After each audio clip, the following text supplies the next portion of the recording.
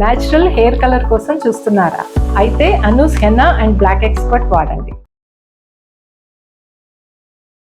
నమస్కారం, మీరు చూస్తున్న సుమన్ టీవీ. నేను మీ కీర్తి. నాతో పాటు ప్రముఖ ఆస్ట్రాలజర్ బ్రహ్మశ్రీ నందిబట్ల శ్రీహరి శర్మ గురుగారు ఉన్నారు. నమస్తే గురుగారు. వాగర్థావివ సంపృక్తౌ వాగర్థ ప్రతిపత్తయే జగతః పితరౌ వందే పార్వతీ పరమేశ్వరౌ. ఆదిత్యాయ చ సోమాయ మంగళాయ బుధాయ చ గురు శుక్ర శనిభ్యశ్చ రాహవే కేతవే నమః. శృంగేరి జగద్గురు పీఠాధిపతులకి, కంచి పీఠాధిపతులకి నమస్కారములు తెలియజేసుకుంటూ కార్యక్రమాన్ని ప్రారంభిద్దాం. గురుగారు, సంక్రాంతి తర్వాత ద్వాదశ రాశుల్లో భాగంగా కొన్ని రాశుల వారికి అదృష్టం పట్టనుంది, కొన్ని రాశుల వారికి అంత బాగా లేదు అని అంటున్నారు. మరి బాగున్న రాశులు ఏంటి, వాళ్ళకి కలిసి వచ్చే కాలం ఎంతలా ఉంది, అలాగే బాలేని రాశుల వాళ్ళ పరిస్థితి ఏంటి, వాళ్ళు ఎలాంటి రెమెడీస్ పాటించాలి, ఈ వీడియోలో డిస్కస్ చేద్దాం గురుగారు. తప్పకుండానమ్మా.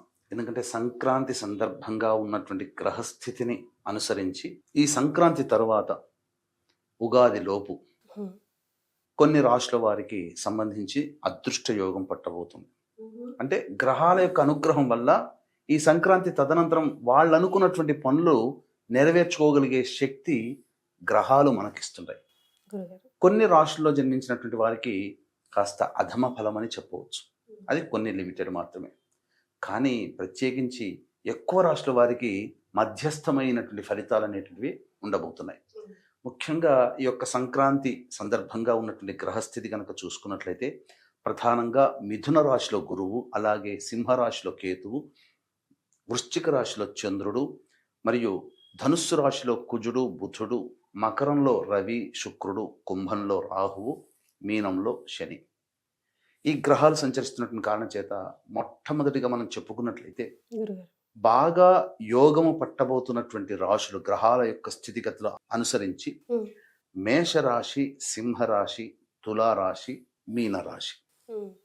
ఈ రాశుల్లో జన్మించినటువంటి వారికి గ్రహస్థితులు అనుకూలంగా ఉంటున్నాయి. ఇది ప్రధానంగా చెప్పవచ్చు.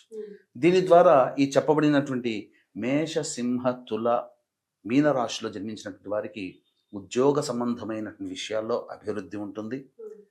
అలాగే చేపట్టినటువంటి వృత్తి వ్యాపారాల్లో అభివృద్ధి ఉంటుంది.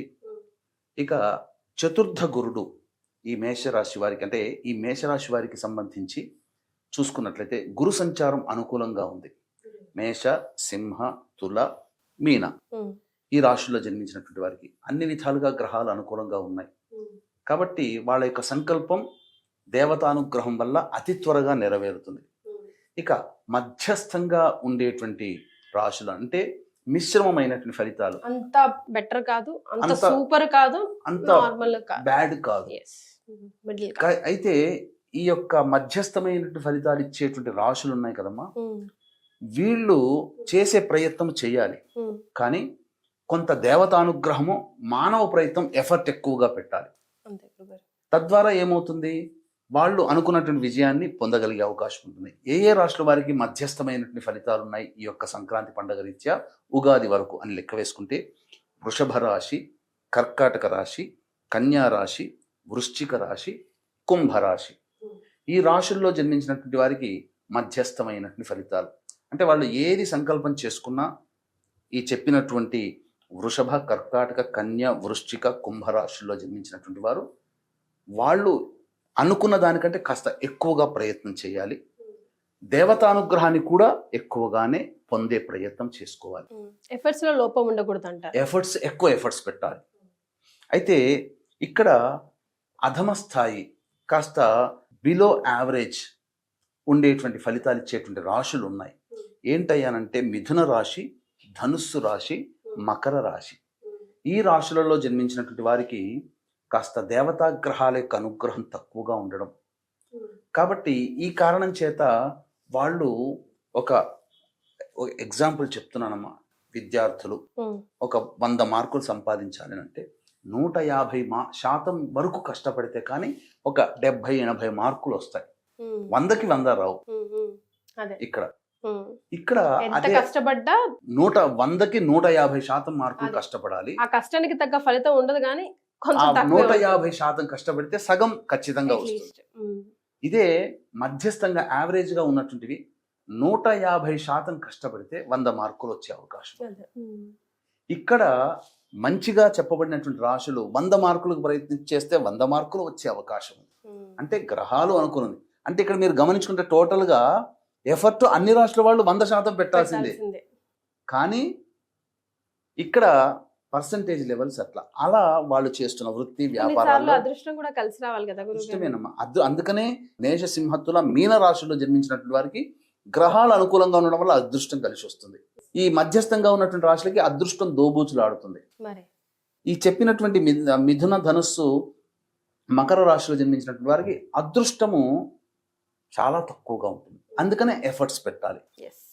కాబట్టి ఇక్కడ ఏం జరుగుతుంది, మంచిగా చెప్పబడినటువంటి రాశులు అంటే ఉద్యోగం చేసే వాళ్ళకి ప్రమోషన్స్ రావడం, వ్యాపారం చేసే వాళ్ళకి వ్యాపార విస్తరణ, వ్యాపార అభివృద్ధి రావడము, అలాగే రాని బాకీలు వసూలు అవ్వడం, ఇంట్లో శుభకార్యాలు జరగడం, కుటుంబ సభ్యులు ఆనందంగా ఉండడం, పాత మిత్రులు కలవడం, ఇలా ఏదైనా కానీ కొంత పాజిటివ్గా మనకు ఉగాది వరకు వాళ్ళకు ఉంటుంది.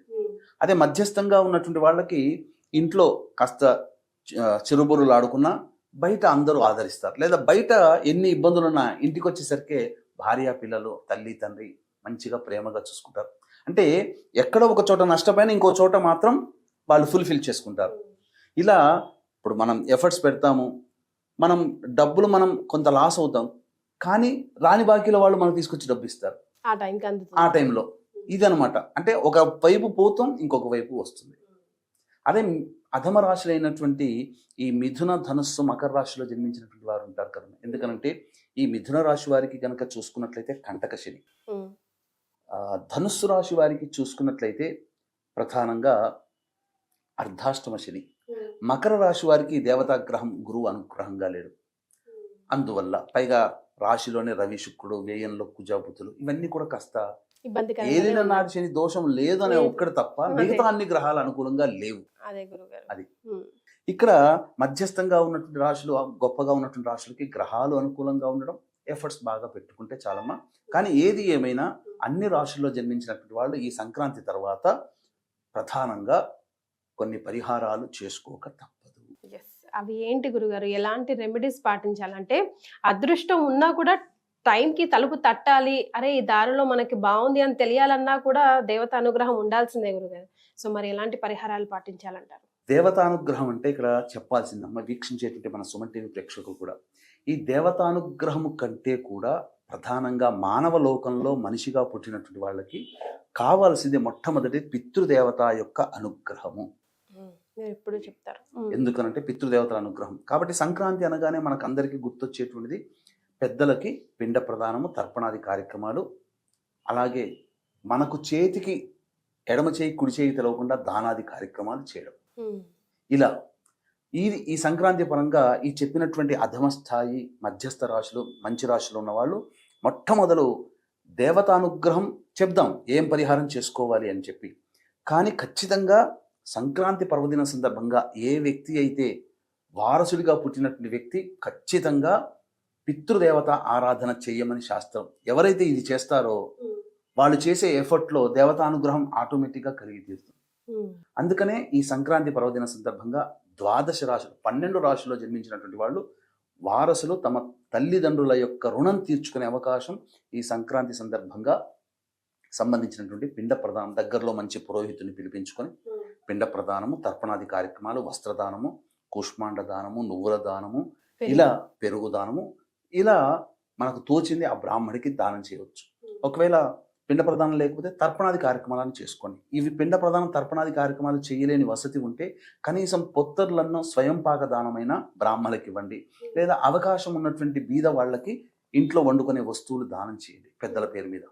అసలు ఇవి ఏవి కాదండి మాకు అంతగా అవకాశం లేదు అని అనుకుంటే, ఎలాగో కాశీ క్షేత్రంలో ఈ సంక్రాంతి సందర్భంగా జనవరి 15వ తారీఖు రోజున, పుష్య అమావాస్య సందర్భంగా జనవరి 18వ తారీఖు రోజున మరణించిన వారి యొక్క ఆత్మతృప్తి కోసం వారి తరపున బ్రాహ్మణుల్ని కర్తగా పెట్టి ఈ జనవరి 15 సంక్రాంతి, జనవరి 18 పుష్య అమావాస్య, ఈ 2 రోజుల్లో బ్రాహ్మణుల్ని కర్తగా పెట్టి పిండ ప్రదానము, తర్పణాది కార్యక్రమాలు జరిపించడం జరుగుతుంది. అలాగే పుష్య అమావాస్య రోజున ఈ యొక్క సంబంధించినటువంటి సర్వదోష నివారణ పూజలు, హోమాలలో భాగంగా జనవరి 18 సాయంకాలం 7 గంటలకి ప్రత్యంగిర, బగలాముఖి, రాజశ్యామల, వారాహి, ధూమవతి, కాలభైరవ, శనీశ్వర, మృత్యుంజయ, సుదర్శన, లక్ష్మీ హోమాలు జరిపించి శక్తిపాతం చేసినటువంటి కరుంగలి మానివ్వడం జరుగుతుంది. ఈ కార్యక్రమాల్లో వేటికి వాటిగానే విడిగా నమోదు చేసుకోవాలి. సర్వదోష నివారణ పూజలకైతే మాత్రం 18వ తారీఖు సాయంత్రం 6 గంటల లోపల నమోదు చేసుకోవచ్చు. రైట్ గురుగారు. ఇక అన్నిటికంటే ప్రధానంగా మానవుణ్ణి పట్టి పీడించేటువంటిది ప్రధానంగా పితృదోషములు, స్త్రీ శాపములు, గురు శాపములు, దైవ శాపములు, సర్పశాపములు. ఈ 5 శాపాల వల్ల కూడా మానవులు ఇబ్బంది పడతారు. కాబట్టి ఈ 5 శాపాల నివృత్తికి భీష్మ ఏకాదశి జనవరి 29వ తారీఖు రోజున ఈ పంచశాప నివృత్తి హోమాది కార్యక్రమాలు కూడా జరిపించడం జరుగుతుంది. ఇవి ఎందుకు చెప్తున్నానంటే ఈ 5 శాపాలు గనక తొలగిపోతే మానవుడు చేసే ప్రతి ప్రయత్నము విజయవంతం. ఇక 12 రాశుల్లో మంచి చెడు అనేది సంబంధం లేకుండా పితృదేవతలే అన్ని అనుగ్రహిస్తారు. కాబట్టి జనవరి 29వ తారీఖు రోజున జరిగే పంచశాపాల నివృత్తి హోమాలు కూడా నమోదు చేసుకోవచ్చు. ఇక అన్నిటికంటే ఇప్పుడు మనం చెప్పుకున్నాం దైవ అనుగ్రహం పొందే ప్రయత్నం. ఈ సంక్రాంతి రోజున సాక్షాత్తు పరమేశ్వరుడే చెప్పినటువంటి ఒక గొప్ప పరిహారం. గురుగారు. ఇప్పుడు మనకు చెప్పాడమ్మా, కృష్ణుల వారు తెలివిగా భీష్ముని చంపే శక్తి ఎవరికీ లేదు ఈ భూమి మీద. మరి ఎలా భీష్ముడు ఉన్నంత వరకు యుద్ధంలో గెలవలేం అంటే నువ్వే వెళ్ళి అడగవయ్యా యుధిష్ఠరా, నీకైతే చెప్తాడు ఆయన మరణం ఎవరిలో ఉందని. భీష్ముని దగ్గరికి వెళ్ళి మరణం గురించి ఎలా చనిపోతావు తాత అని అడగాల్సి వచ్చింది. ఆయన పలానా శిఖండి ఉంటే నేను చేయలేను అని చెప్పాను అంటాడు. అంటే అటు వీరుడు కాదు, కన్య కాదు, ఆయన మధ్యస్థంగా ఉన్నవాడితో ఉంటే నేను యుద్ధం చేయలేను. ఆ శిఖండిని అడ్డు పెట్టి అర్జునుడు భీష్ముని నేల కూల్చడం జరిగింది. అలాగే పరమేశ్వరుడికే మనం అప్పజెప్పేస్తే ఆ పరమేశ్వరుడి దగ్గరుండి కార్యక్రమాన్ని మన యొక్క సంకల్పాన్ని నెరవేరుస్తాడు. సాక్షాత్తు పరమేశ్వరుడే చెప్పిన శివరహస్య గ్రంథంలో ఉన్నటువంటి పరిహారం ఇప్పుడు మన ప్రేక్షకులకి తెలియజేస్తున్నానమ్మా. ఈ సంక్రాంతి రోజున ప్రతి మానవుడు కూడా దేవతానుగ్రహం కావాలి. సృష్టి స్థితి లయకారకాలలో లయకారకుడు పరమేశ్వరుడు. శివాజ్ఞ లేనిదే చీమైన కుట్టదు. ఈ కార్యక్రమం మనం చేయాలన్నా, ఈ కార్యక్రమం మీరు చూడాలన్నా ఆ శివుని యొక్క అనుగ్రహం. కాబట్టి ఈ రోజున శుద్ధమైనటువంటి ఆవు నేతితో ఈశ్వరుడికి అభిషేకము జరిపించి మనం ఆసనంగా ధావళి ఆసనాలు దొరుకుతాయి బయట. ఆ ధావళికి చక్కగా శుద్ధమైన ఆవునేతి అద్ది లేదా ఆవునేతిలో ముంచి పరమేశ్వరుడికి అభిషేకం ఆవునేతితో చేస్తాం కదా. అర్చన చేసిన తరువాత అప్పుడు పరమేశ్వరుడికి ఆచ్ఛాదనగా మనం మెళ్ళలో ఎలా అయితే షాల్ వేసుకుంటామో అలా పరమేశ్వరుడికి ఆచ్ఛాదనగా కప్పిరండి. సాక్షాత్తు పరమేశ్వరుడు చెప్పిన మాట, ఆయన ఇచ్చిన మాట జరగక మానదు, ఖచ్చితంగా జరుగుతుంది. జరగకుండా ఉండదు అనే సమస్య లేదమ్మా, ఖచ్చితంగా జరిగి చాలా చిన్న రెమెడీ అందరూ ఆవునైతే ముంచలేకపోయినా అట్లీస్ట్ మొత్తం రాసి సరిపోతుంది. కానీ ఆవునేతితో అభిషేకం చేసి ఈ పరిహారం చేయాలి. ముందు అభిషేకం శుద్ధమైన ఆవునేతి వాడాలి. బయట దొరికే 150-200 ఆవునేతి కొనుక్కోకూడదు. మరి అది చాలా చాలా ఇంపార్టెంట్. సో సంక్రాంతి తర్వాత ద్వాదశ రాశుల వారిలో ఎవరెవరికి అదృష్టం బాగా కలిసి వస్తుంది, ఎవరికి మధ్యంగా ఉంది, ఎవరికి అస్సలు బాగాలేదు, వాటికి సంబంధించిన రెమెడీస్ కూడా, పరిహారాలు కూడా గురుగారి ఆధ్వర్యంలో చేసుకునే పరిహారాలు కూడా తెలియజేశారు. ఈ వీడియో సేవ్ చేసుకోండి, 10 మందికి షేర్ చేయండి, ఉపయోగపడుతుంది. ధన్యవాదాలు గురుగారు. సర్వం శ్రీ ఉమామహేశ్వర పరబ్రహ్మార్పణమస్తు.